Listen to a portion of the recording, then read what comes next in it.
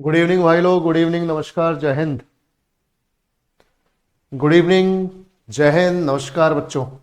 चलो जल्दी से सभी लोग कनेक्ट हो जाओ और शुरू करते हैं टेस्ट का डिस्कशन जो कि कल आपका हुआ है।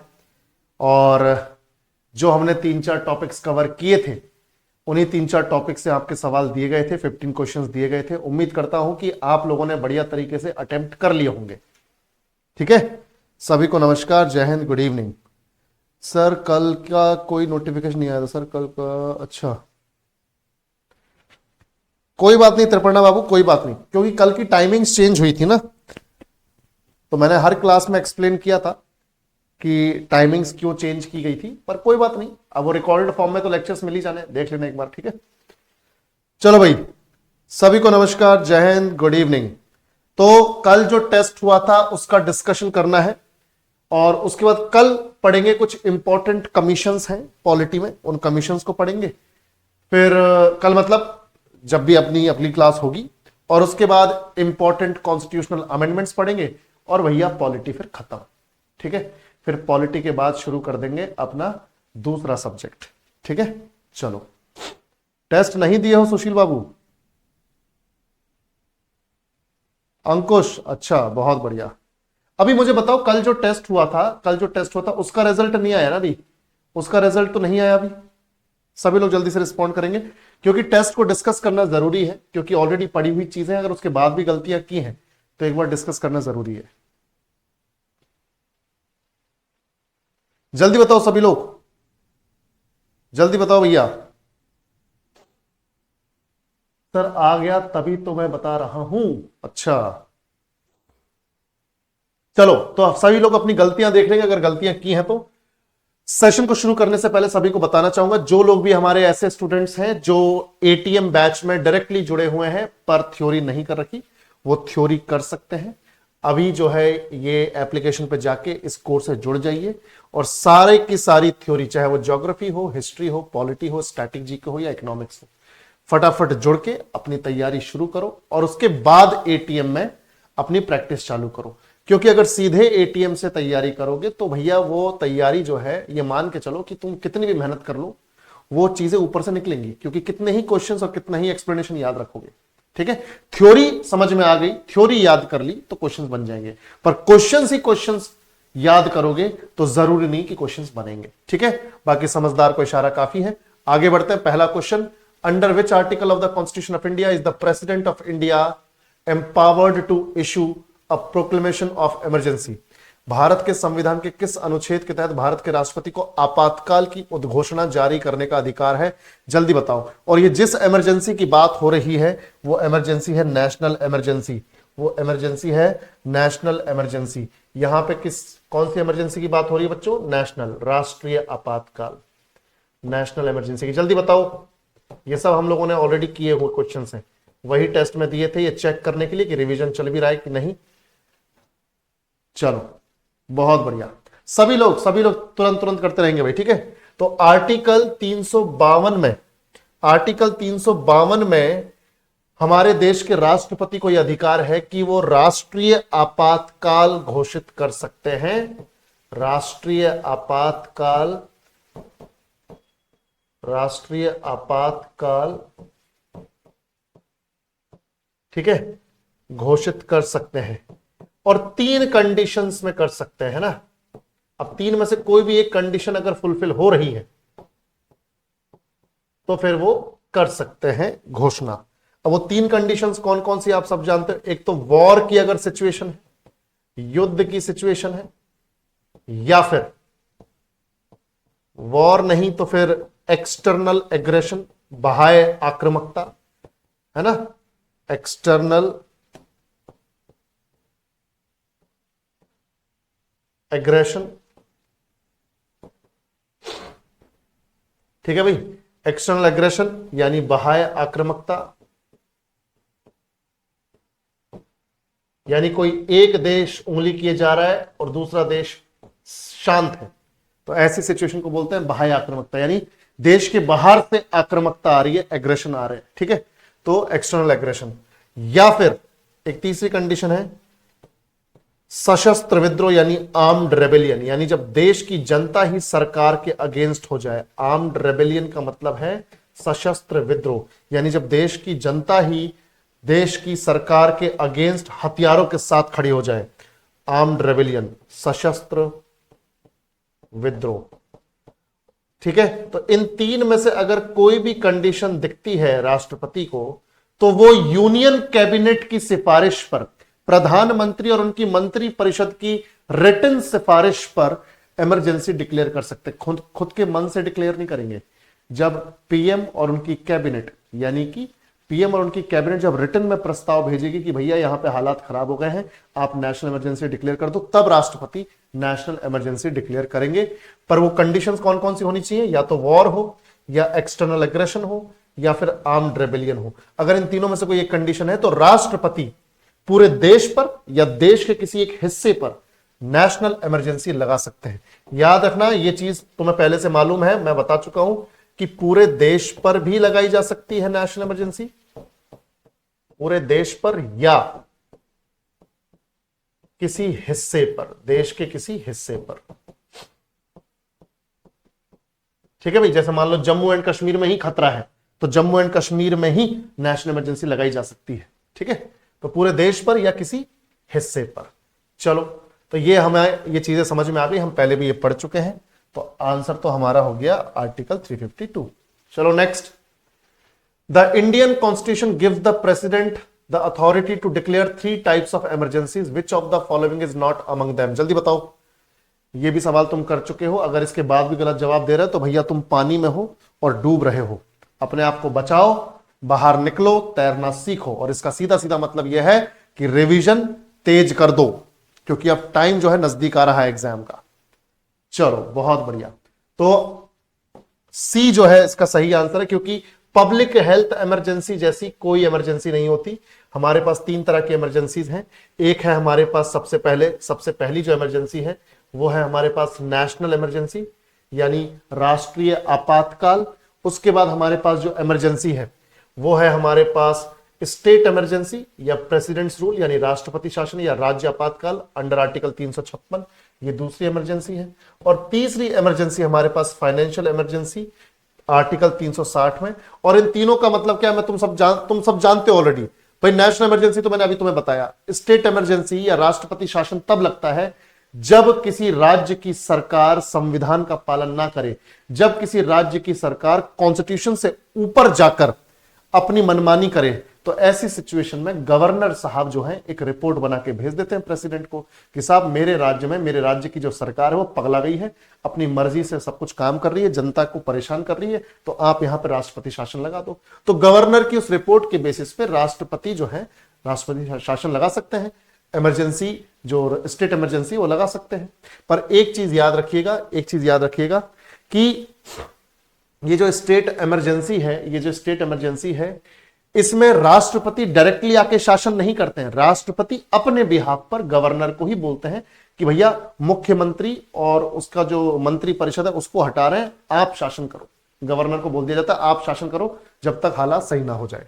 और फिर फाइनेंशियल इमरजेंसी जो है बच्चों, ये जो है आज तक हमारे देश में नहीं लगी है, पर इसका मतलब यह है कि जब भी हमारे देश की मुद्रा, जब भी हमारे देश की करेंसी बहुत ज्यादा डाउन हो जाए, जब भी हमारे देश की मुद्रा का एकदम जबरदस्त डाउनफॉल आ जाए, तो भैया समझ जाओ कि फाइनेंशियल इमरजेंसी का टाइम आ चुका है। और फाइनेंशियल इमरजेंसी जब लगाई जाती है तो उसमें जो भी सरकारी एम्प्लॉई हैं, जितने भी सरकारी कर्मचारी हैं, जैसे आप भी कल को बनोगे, तो उनकी सैलरीज को कट किया जाता है जब तक हालात नहीं सुधर जाते तब तक। ठीक है भाई, चलो बिल्कुल बेटा, स्टैटिक जीके शुरू हो जाएगा, स्टैटिक जीके भी शुरू हो जाएगा। पॉलिटी खत्म होने के बाद दूसरे सब्जेक्ट्स लेंगे, टेंशन मत लो। ठीक है, स्टैटिक जीके भी होगा, सब कुछ होगा, कुछ भी छोड़ेंगे नहीं, बिल्कुल नहीं छोड़ने वाले।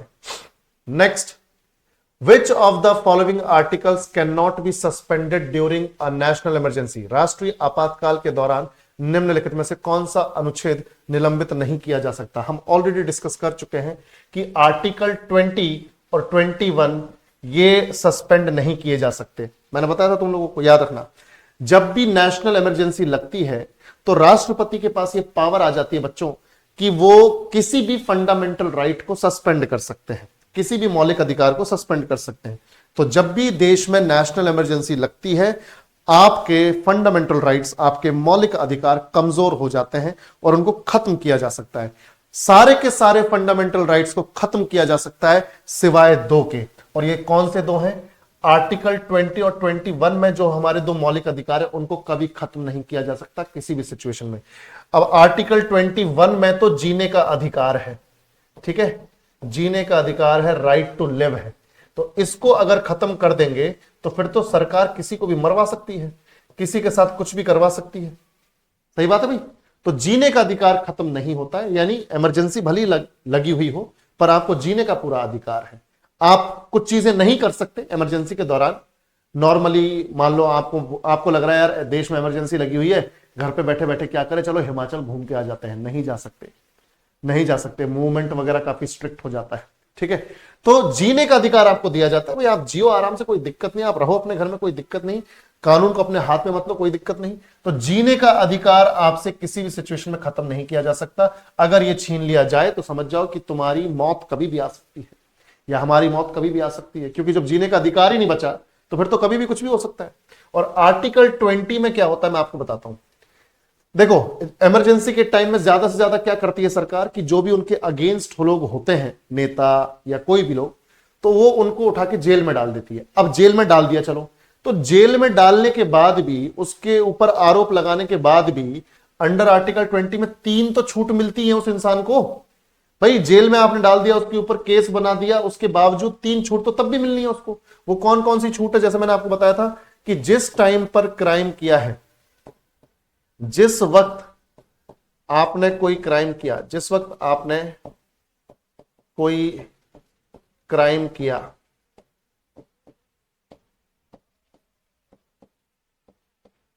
जिस टाइम आपने क्राइम किया उस वक्त जो कानून है सजा देने के लिए, उस वक्त जो कानून है सजा देने के लिए, सजा देने के लिए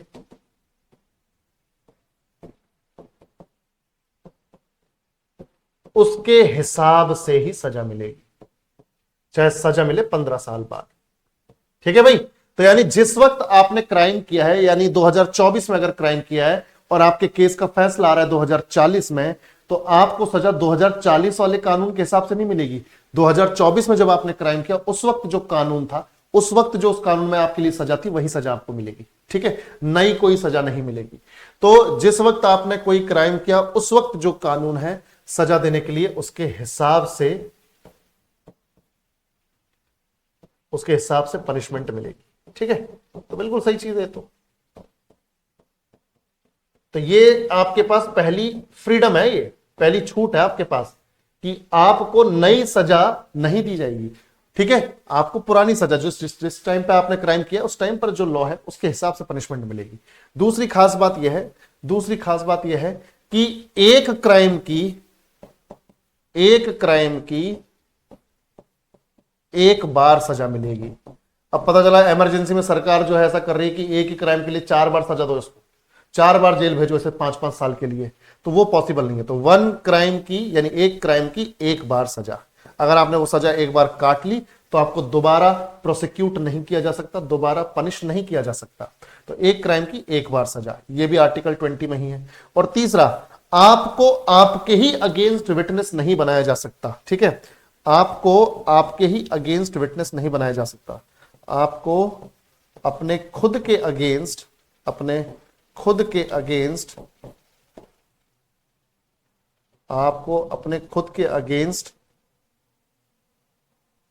विटनेस नहीं बनाया जा सकता। यानी अगर आपने क्राइम किया है तो किसी और को विटनेस होना जरूरी है, जिसने देखा हो, जो बता सके, जिसके पास एविडेंस हो कि भाई इसी ने क्राइम किया है। आपसे ही जबरदस्ती एक्सेप्ट नहीं करवाया जाएगा कि बताओ तुमने ही क्राइम किया है। ठीक है, तो आपको अपने खुद के अगेंस्ट विटनेस नहीं बनाया जा सकता। तो ये 3 फ्रीडम्स है अंडर आर्टिकल 20, ये हमने पहले भी डिस्कस की थी। तो ये 2 आर्टिकल्स हैं, 2 फंडामेंटल राइट्स हैं जिनको खत्म नहीं किया जा सकता। बाकी 14 से लेके 32 के बीच में कोई भी खत्म किया जा सकता है। ठीक है, चलो आगे बढ़ते हैं। Next, the budget of a state under presidents rule is presented before. राष्ट्रपति शासन के तहत किसी राज्य का बजट किसके पहले किसके सामने प्रस्तुत किया जाता है? लोकसभा, भारत के प्रधानमंत्री, राज्यसभा या भारत के राष्ट्रपति? सभी लोग जल्दी से जवाब देंगे क्योंकि हमने पहले भी पढ़ा था ये। जल्दी बताओ, सभी लोग जल्दी से जवाब देंगे।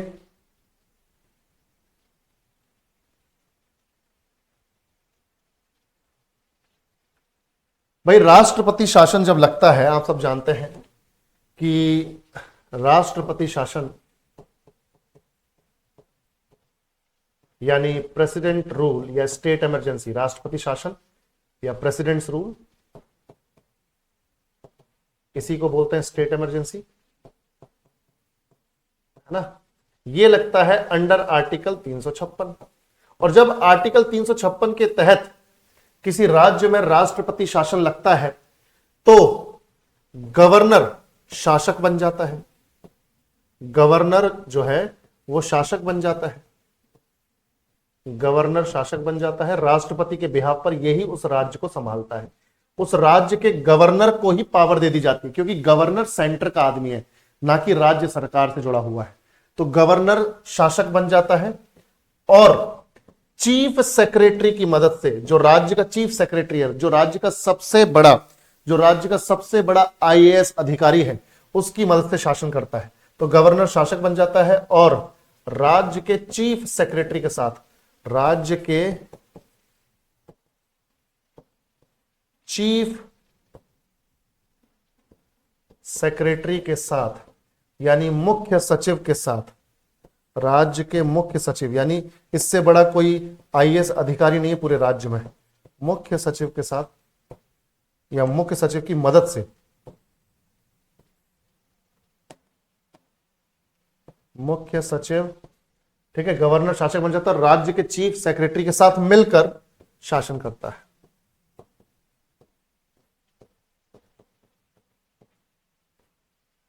ठीक है भैया,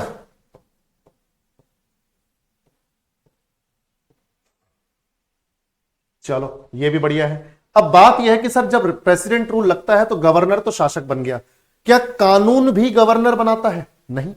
एक चीज याद रखना बेटा, जब भी राष्ट्रपति शासन लगता है तो राज्य की जो लेजिस्लेचर है, जो विधायिका है, उसको सस्पेंड कर दिया जाता है। ठीक है, लेजिस्लेचर को क्या कर दिया जाता है? सस्पेंड कर दिया जाता है। राज्य की विधायिका को सस्पेंड कर दिया जाता है और राज्य का जो एग्जीक्यूटिव है, कार्यपालिका, उसको भी सस्पेंड कर दिया जाता है। तो अब कार्यपालिका जिसमें सीएम होता है, सीएम की काउंसिल ऑफ मिनिस्टर होती है, मतलब जो एक्चुअल में जो शासक है वो, तो council of ministers plus CM ये होते हैं। बोला इनको कर दिया जाता है सस्पेंड। बोला तुम नहीं करोगे शासन, तुम ही तो शासन कर रहे थे, तभी तो साला अपना स्टेट इमरजेंसी लगानी पड़ी। और विधायिका बोला तुमको कानून बनाना आता नहीं है। तो अब बात यह कि सर राज्य में, चलो आपने ये बता दिया कि सीएम और उसकी काउंसिल ऑफ मिनिस्टर शासन नहीं करेगी, गवर्नर करेगा with the help of chief secretary. पर सर कानून कौन बनाएगा? कानून कौन बनाएगा ये तो बताओ सर। राज्य विधायिका अगर सस्पेंड होगी तो कानून कौन बनाएगा? कानून बनाती है फिर संसद। इसकी जगह कौन बनाएगी कानून? संसद, पार्लियामेंट।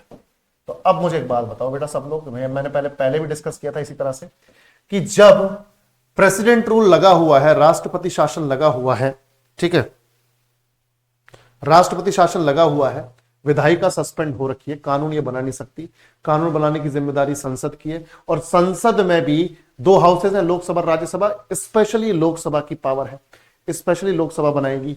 तो भैया, तो जब अगर राष्ट्रपति शासन के दौरान राज्य का बजट पेश किया जाएगा तो किसके सामने पेश किया जाएगा? विधायिका के सामने किया जाता है जनरली। तो अब विधायिका नहीं है तो कौन है? संसद में लोकसभा है, लोकसभा के सामने प्रस्तुत किया जाएगा।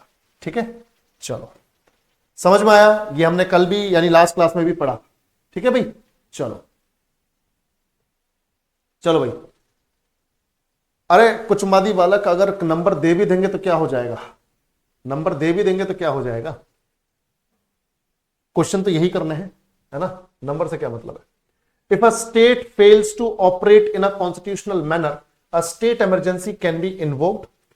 Who among of the following can declare state emergency? यदि कोई राज्य संवैधानिक तरीके से काम करने में विफल रहता है तो वहां राज्य आपातकाल लागू किया जा सकता है। निम्नलिखित में से कौन राज्य आपातकाल की घोषणा कर सकता है? बताओ, स्टेट इमरजेंसी डिक्लेयर कौन करता है? इनफैक्ट तीनों ही इमरजेंसीज एक ही इंसान डिक्लेयर करता है। बताओ कौन डिक्लेयर करता है? प्रेसिडेंट, बिल्कुल, ठीक है, प्रेसिडेंट। तो president of India he declare करते हैं तीनों तरह की इमरजेंसीज, ठीक है। पर याद रखना, मैंने तुम्हें क्या बोला, प्रेसिडेंट की अपनी मर्जी नहीं चलती। जब स्टेट इमरजेंसी, मैं यहां बता देता हूं पहले, फिर से एक बार रिवीजन हो जाएगा तुम्हारा। स्टेट इमरजेंसी, जब स्टेट इमरजेंसी लगाई जाती है, जब राज्य आपातकाल लगाया जाता है, तो उसकी दो तीन कंडीशंस हैं। देखो, राज्य आपातकाल की दो तीन कंडीशंस है कब लगाया जाता है। जैसे मैंने आपको बताया कि अगर किसी राज्य में सरकार ढंग से शासन नहीं कर रही है और जनता को परेशान कर रही है, अपनी मनमानी चला रही है, तो उसकी वजह से कॉन्स्टिट्यूशन की ऐसी तैसी हो रही है। तो अब गवर्नर, एक तो तरीका यह है कि गवर्नर साहब जो है, पहला तरीका यह है जो कि आर्टिकल 356 में, भाई राज्य आपातकाल से रिलेटेड आर्टिकल 356, तो 356 में लिखा हुआ है, 356 में लिखा हुआ है कि गवर्नर साहब, ऐसी सिचुएशन में गवर्नर क्या करेंगे? गवर्नर साहब एक रिपोर्ट बना के भेज देंगे, किसको?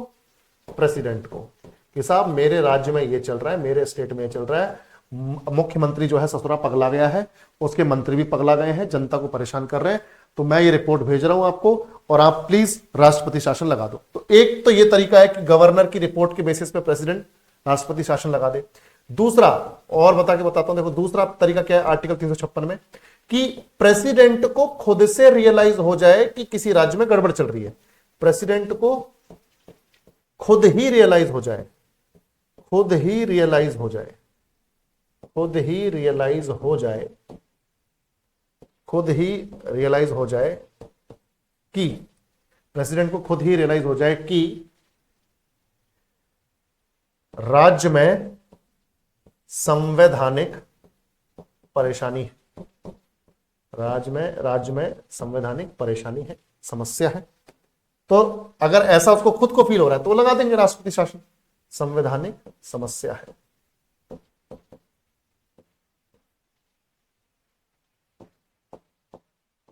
तो खुद भी लगा सकते हैं। और तीसरा यह है अंडर आर्टिकल 365, अंडर आर्टिकल 365 तीसरी कंडीशन यह है कि अगर केंद्र सरकार ने, अगर सेंट्रल गवर्नमेंट ने मान लो कोई पॉलिसी इंट्रोड्यूस की, कोई पॉलिसी लेकर आई है केंद्र सरकार, कोई नीति लेके आई है, कोई स्कीम लेके आई है केंद्र सरकार, और केंद्र सरकार ने सभी राज्यों को, जहां पे चाहे वो केंद्र सरकार की पार्टी की सरकार हो, जैसे अभी बीजेपी है तो कई सारे राज्यों में बीजेपी की सरकार है, कई सारे राज्यों में नहीं है, तो केंद्र सरकार ने सभी राज्यों के लिए बोल दिया कि भाई ये पॉलिसी सभी को इंट्रोड्यूस करनी है अपने अपने राज्यों में। तो जहां मान लो बीजेपी नहीं है, जहां पे कांग्रेस है या आम आदमी पार्टी या ऐसी दूसरी पार्टियों की सरकारें हैं, तो वो सेंट्रल गवर्नमेंट के इस आदेश की अवहेलना कर सकते हैं। तो सेंट्रल गवर्नमेंट के ऑर्डर को अगर कोई राज्य, अगर कोई स्टेट मना कर दे, फॉलो ना करे, तो ऐसे में सेंट्रल गवर्नमेंट कंप्लेन कर देगी किसको? प्रेसिडेंट को। कंप्लेन कर देगी किसको? प्रेसिडेंट को, और प्रेसिडेंट राष्ट्रपति शासन लगा देगी। तो ये तीन कंडीशंस है जिनके बेसिस पे राष्ट्रपति शासन लग सकता है, ठीक है। चलो next, who has the right to declare emergency in India? देखो, ठीक है, वही क्वेश्चंस हैं, घूम घूम के अलग अलग लैंग्वेज के साथ आ रहे हैं, ठीक है भाई।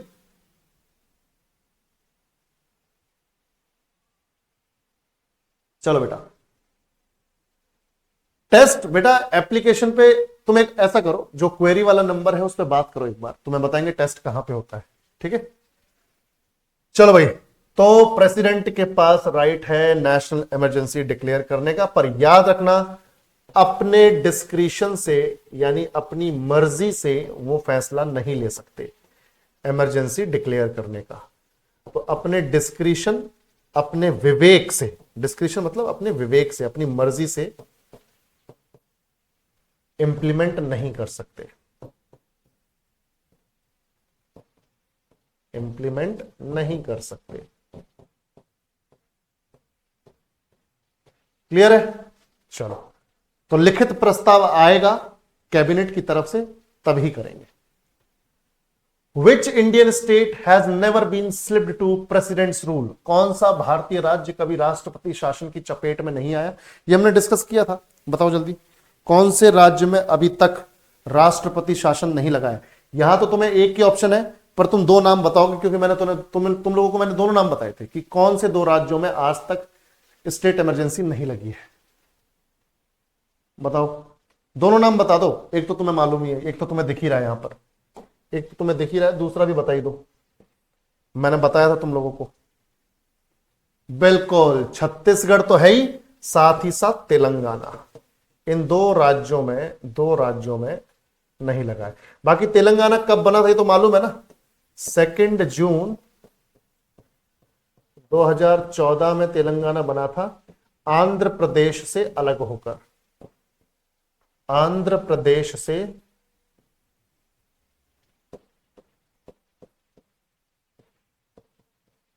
अलग होकर।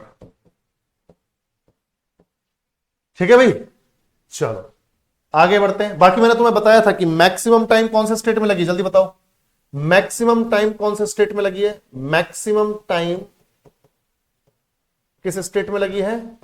मणिपुर। और कितनी बार? 10 बार, 10 टाइम्स।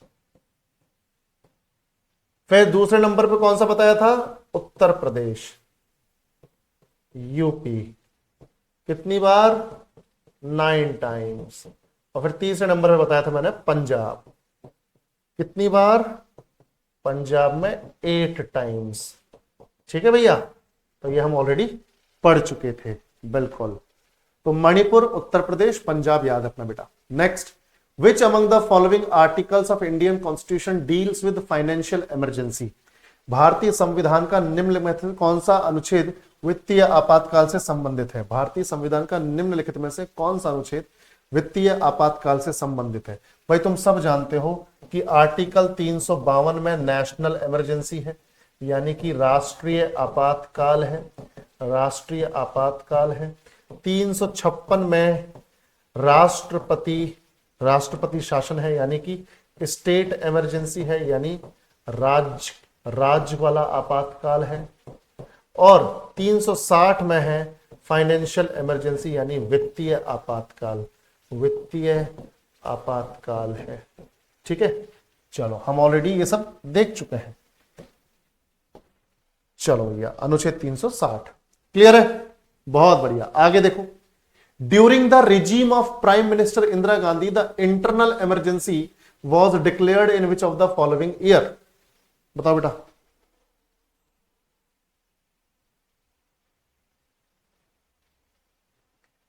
कौन से साल में लगाई थी इंदिरा गांधी जी ने सशस्त्र विद्रोह के आधार पर राष्ट्रीय आपातकाल? 1975, बिल्कुल 1975। 1975 में 25 जून को, 25 जून 1975। अभी इसको एक दिवस के तौर पे याद करने के लिए डिक्लेयर किया गया है। कौन सा बताए? अभी 25 जून 1975 को, 25 जून को, हर 25 जून को मनाया जाएगा एक दिवस के तौर पे। कोई जानता है क्या? अब उस दिन इमरजेंसी लगी है, संविधान की हत्या हुई है, संविधान की हत्या हुई है, तो इसको बोला गया है अब से 25 जून को क्या मनाया जाएगा? संविधान हत्या दिवस, संविधान हत्या दिवस, संविधान हत्या दिवस। 25 जून को क्या मनाया जाएगा? संविधान हत्या दिवस। ठीक है, और ये रही है बच्चों, लगभग 2 साल रही है। 21 मार्च 21 मार्च है ना, 21 मार्च 1977 तक रही है, 1977 तक रही है। फिर मोरारजी देसाई की सरकार आ गई थी, तो संविधान हत्या दिवस 25 जून को। क्लियर? सशस्त्र विद्रोह के आधार पर इंदिरा गांधी जी ने ये इमरजेंसी लगाई थी, बिल्कुल। चलो भाई आगे, विच of the following fund can be used by the government of India in case of emergency और डिजास्टर? आपातकाल या आपदा की स्थिति में भारत सरकार निम्नलिखित में से किस फंड का उपयोग कर सकती है? बताओ बेटा, किस फंड का उपयोग कर सकती है भारत सरकार इमरजेंसी में या कोई आपदा की सिचुएशन में? जब भी देश में इमरजेंसी लगे या जब भी कोई डिजास्टर आए, तो कंटिंजेंसी फंड का इस्तेमाल किया जा सकता है।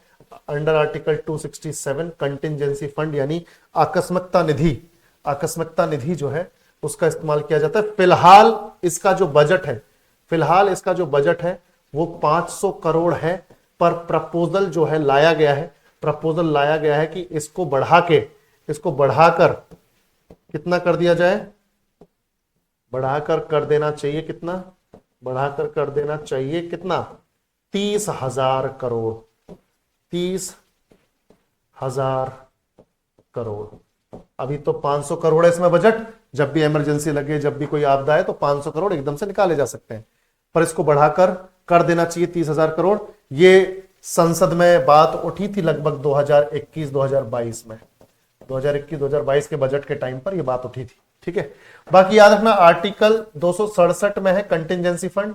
इसमें देखो याद रखो, कंटिजेंसी फंड किसके कंट्रोल में होता है, प्रेसिडेंट के कंट्रोल में, राष्ट्रपति के कंट्रोल में होता है, प्रेसिडेंट के कंट्रोल में। पर प्रेसिडेंट डायरेक्टली इस पैसे को नहीं निकालते, प्रेसिडेंट के अंडर एक फाइनेंस सेक्रेटरी होता है, एक वित्तीय सचिव होता है, वो प्रेसिडेंट के कहने पे निकालता है पैसे को। जैसे मान लो कि कहीं पर कोई बाढ़ आई और प्रेसिडेंट ने बोला यार एकदम से पैसे निकालने यार फटाफट से, तो प्रेसिडेंट ने तुरंत उस वित्तीय सचिव को आदेश दिया कि उस राज्य में बाढ़ आई हुई है, ऐसा करो फटाफट से 200 करोड़ निकालो इसमें से। तो वो जो फाइनेंस सेक्रेटरी है, जो वित्तीय सचिव, वो निकालेगा। तो प्रेसिडेंट के कंट्रोल में फाइनेंस सेक्रेटरी देखभाल करता है, फाइनेंस सेक्रेटरी यानी वित्त सचिव, फाइनेंस सेक्रेटरी यानी वित्त सचिव। ठीक है, वित्त सचिव। और कौन से डिपार्टमेंट का वित्त सचिव, क्योंकि वित्त सचिव तो कई सारे होते हैं, तो department of economic affairs, department of economic affairs, आर्थिक मामलों के विभाग का वित्त सचिव। हिंदी में क्या बोलते हैं, आर्थिक मामलों का विभाग। तो आर्थिक मामलों का विभाग है, उस विभाग का जो वित्त सचिव है वो पैसा निकालता है। ठीक है भाई, तो प्रेसिडेंट के कंट्रोल में है पूरा का पूरा कंटिजेंसी फंड। और प्रेसिडेंट जो है डायरेक्टली नहीं निकालते, वो बोलता है फाइनेंस सेक्रेटरी को, जो कि आर्थिक मामलों के विभाग का वित्त सचिव, उसको बोलते हैं भाई पैसा निकाल दे, तो ये पैसा निकाल देते हैं। ठीक है भाई, बाकी कंसोलिडेटेड फंड तो आप सब जानते हो कि भारत सरकार जनता से जितना भी टैक्स लेती है, जनता से जितना भी टैक्स लेती है, तो जनता का सभी टैक्स कहां जाता है, भारत सरकार जितना भी जनता से टैक्स लेती है, जनता का सभी टैक्स जाता है कहां पर, कंसोलिडेटेड फंड में। ठीक है, इसे भारत की संचित निधि या समेकित निधि भी बोलते हैं। हिंदी में क्या बोलते हैं, इसे संचित निधि भी बोलते हैं, समेकित या फिर संचित निधि।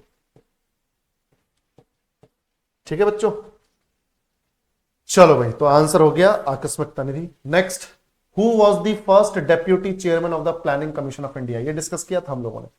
भाई प्लानिंग कमीशन तुम सब जानते हो, योजना आयोग। ठीक है, तो योजना आयोग के बारे में हम सब जानते हैं कि योजना आयोग 15 मार्च 1950 को पंडित नेहरू ने बनाया था। पंडित जवाहरलाल नेहरू ने इसकी स्थापना की थी, इसको बनाया था, है ना, हम सब जानते हैं इसकी स्थापना की थी। और स्थापना किस लिए की थी, स्थापना किस लिए की थी, ताकि पंचवर्षीय योजनाएं बन सके, देश की अर्थव्यवस्था को सुधारने के लिए पंचवर्षीय योजनाएं बन सके, पंचवर्षीय योजनाएं बनाने के लिए। और दूसरा, मंत्रालयों के बीच में बजट का बंटवारा करने के लिए, मंत्रालयों के बीच में, मिनिस्ट्रीज के बीच में, मंत्रालयों के बीच में बजट का बंटवारा करने के लिए।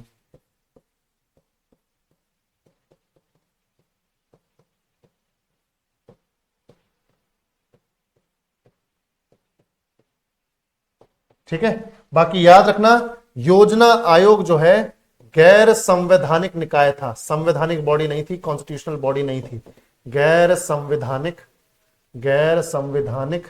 निकाय, यानी इसको संविधान में नहीं डाला गया था, या जब संविधान बना था तब इसको वहां पे नहीं रखा गया था। तो गैर संवैधानिक निकाय 15 मार्च 1950 को पंडित नेहरू ने इसकी स्थापना की और पंचवर्षीय योजनाएं बनाने के लिए और मंत्रालयों के बीच में बजट का बंटवारा करने के लिए बनाया था। तो इसके पहले चेयरमैन तो जो भी देश का प्रधानमंत्री होता था वही प्लानिंग कमीशन का हेड भी होता था। जो देश का प्रधानमंत्री होता था वही प्लानिंग कमीशन का हेड भी होता था। तो पहले प्रधानमंत्री अपने पंडित जवाहरलाल नेहरू रहे, तो वही जो है जब तक वो प्रधानमंत्री रहे तब तक वो इसके अध्यक्ष रहे। पर उपाध्यक्ष के पद पर बैठे गुलजारी लाल नंदा। गुलजारी लाल नंदा 1953 से 1963 तक, 1953 से 1963 तक गुलजारी लाल नंदा जो है ये प्लानिंग कमीशन के उपाध्यक्ष रहे। बाकी ये हमारे कार्यवाहक प्रधानमंत्री भी रहे, ये हमारे कार्यवाहक प्रधानमंत्री भी रहे। जब शास्त्री जी की डेथ हो गई अचानक से, तो एकदम से इनके ऊपर कार्यवाहक प्रधानमंत्री यानी एक्टिंग प्रेसिडेंट की जिम्मेदारी आ गई। ठीक है, यानी टेम्परेरी प्रेसिडेंट। कार्यवाहक प्रधानमंत्री मतलब टेम्परेरी प्रेसिडेंट, प्रधानमंत्री। कार्यवाहक प्रधानमंत्री मतलब टेम्परेरी प्राइम मिनिस्टर। कार्यवाहक प्रधानमंत्री मतलब टेम्परेरी प्राइम मिनिस्टर। तो टेम्परेरी प्राइम मिनिस्टर बने 11 जनवरी से लेकर 11 जनवरी से लेकर 24 जनवरी तक। मैंने शायद पिछली क्लास में तुम्हें 26 जनवरी बोल दिया था बेटा, उसको करेक्ट कर लेना। 11 जनवरी से 24 जनवरी तक ये क्या रहे? 1966 में ये कार्यकारी या कार्यवाहक प्रधानमंत्री रहे। ठीक है, ये एक्टिंग प्राइम मिनिस्टर रहे, यानी कि एक तरीके से टेम्परेरी प्राइम मिनिस्टर रहे, गुलजारी लाल नंदा। चलो आगे बढ़ते हैं। Who among the following was the chairman of planning commission when the first 5-year plan was started? अब भाई फर्स्ट 5-year प्लान जैसे मैंने आपको पहले भी बताया था 1951 में बना था 1956 तक के लिए। और उस टाइम पे हमारे देश के जो प्राइम मिनिस्टर थे वो थे पंडित जवाहरलाल नेहरू। पंडित जवाहरलाल नेहरू। तो जो देश का पीएम होगा वही इसका अध्यक्ष भी होगा। तो पहले अध्यक्ष कौन थे? Pandit Jawaharlal Nehru. Pandit Jawaharlal Nehru. Next, which institute did NITI Aayog replace? NITI Aayog ने किस संस्थान का स्थान लिया है? बताओ भाई जल्दी से। नीति आयोग ने किस संस्थान को बदल दिया है, उसकी जगह ले ली है? सभी लोग जल्दी से बताएंगे।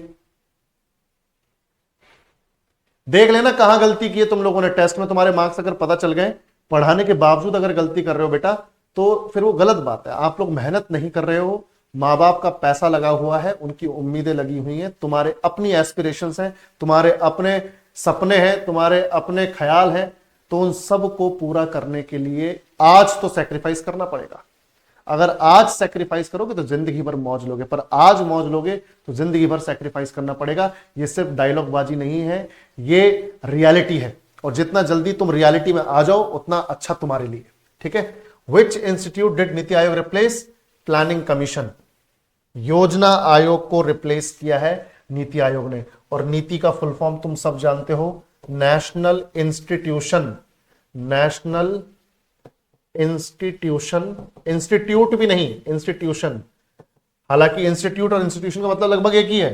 National institution for transforming India.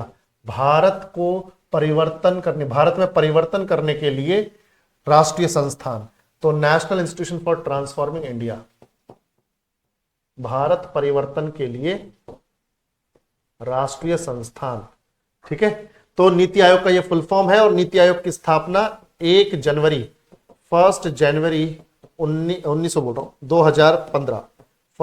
2015 को की गई। ठीक है, और प्राइम मिनिस्टर नरेंद्र मोदी ने इसकी स्थापना की। प्राइम मिनिस्टर नरेंद्र मोदी ने स्थापना की। और याद रखना बच्चों, यह भी एक गैर संवैधानिक निकाय है, जैसे प्लानिंग कमीशन था, ठीक वैसा ही है, बस काम करने का तरीका अलग है। ठीक है, और काम अलग है, काम भी अलग है और काम करने का तरीका भी अलग है। गैर संवैधानिक निकाय, नॉन कॉन्स्टिट्यूशनल बॉडी है, संविधान में कहीं जिक्र नहीं। हेडक्वार्टर इसका नई दिल्ली है।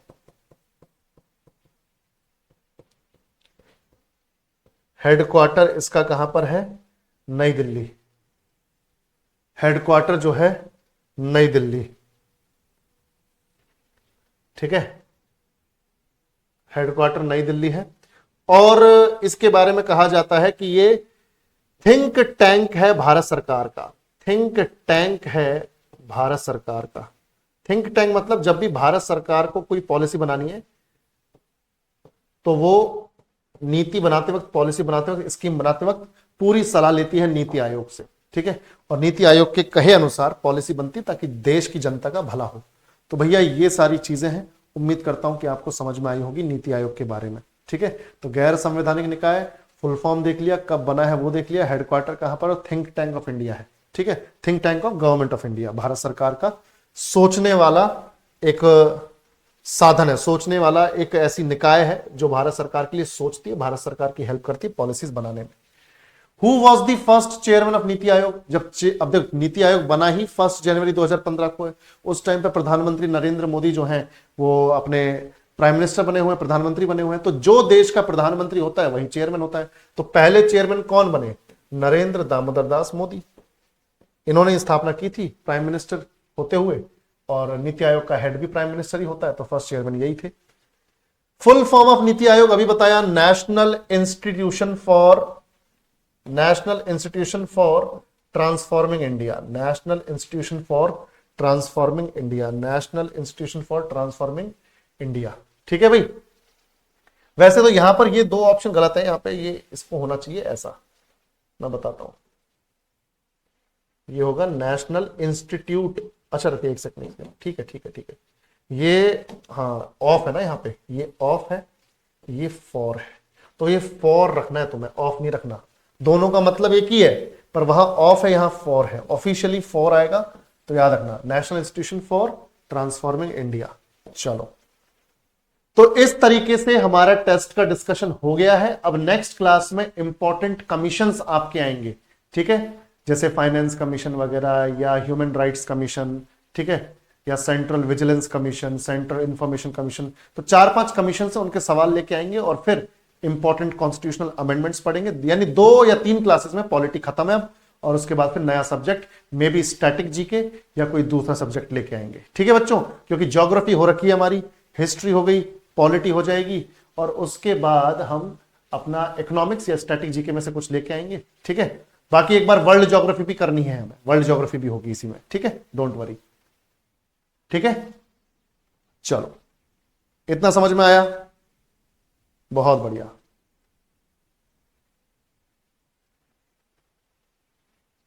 चलो ठीक है, आज के लिए सेशन को यहीं खत्म करते हैं। और जो भी जिन्होंने भी एटीएम बैच ले रखा है और थ्योरी नहीं कर रखी, अगेन समझदार को इशारा काफी है, टाइम कम बचा है, फुर्सत से ये बैच ले लो अगर नहीं लिया है, ठीक है। या जहां से भी पढ़ रहे हो थ्योरी वहां से पढ़ो, पर पढ़ो भाई, ठीक है। यहां से नहीं पढ़ना मत पढ़ो, कोई दिक्कत नहीं, पर थ्योरी पढ़ो और उसके बाद एटीएम लगाओ, ताकि अपनी तैयारी मस्त हो सके। और उसके बाद जब तुम एटीएम में जब लगाओगे ना क्वेश्चंस, तब वो हलवा लगेंगे, थ्योरी पढ़ के हलवा लगेंगे, अदरवाइज तो टफ ही लगेंगे, वो छोटे छोटे क्वेश्चंस भी टफ लगेंगे, ठीक है। तो आज के सेशन को यहीं खत्म करते हैं, मिलते हैं ज्योग्राफी की क्लास में जो भी हमारे फाउंडेशन वाले हैं उनके साथ। Thank you so much, take care, bye bye.